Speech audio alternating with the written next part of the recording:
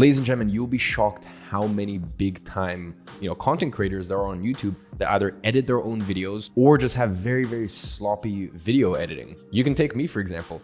I was in 2018 and 2019, I was still editing my own videos, which is ridiculous now looking back because I was making over 7 figures a year. And yet I would just put the camera down and the other thing is I would just record all videos in one really long, 30, 40 minute take or 20 minute take or 15 minute take, because I was like, I don't have an editor to sort of chop things up, some of the spaces, so that way the whole video just flows better. And this was done because I was genuinely probably losing out on hundreds of thousands a year in terms of business at that point, because my videos weren't ranking as well as they could have, because my retention wasn't as high as it could have been if I had a good editor in place. And plus I just shouldn't have been doing it myself. So even someone, for example, who's creating YouTube content and they're making $10,000 a month, they very easily and very happily will pay for an editor who will edit 4 videos a month for them for $800, $1,000, $1,200, even $1,500 if there is a clear ROI and if it saves them time. So for example, you can go ahead and become a YouTube video editor for current YouTube creators.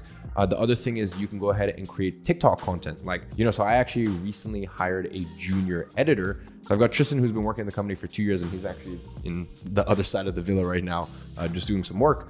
And his workload is getting crazy, so I hired a junior editor. Now that junior editor is going to do all of my TikTok. But if 3 months ago someone reached out to me in the correct way and gave me some good tangible examples and said, hey man, I'm gonna do 21 TikToks a month for you, and you can expect to see a growth of 5,000 or 10,000 TikTok followers a month, and I'm gonna do that for $1,200. Look, for me, an extra 10,000 TikTok, real genuine TikTok followers, of course that's worth $1,200. And as I said, I've had a TikTok profile that's just been sitting for 2 years.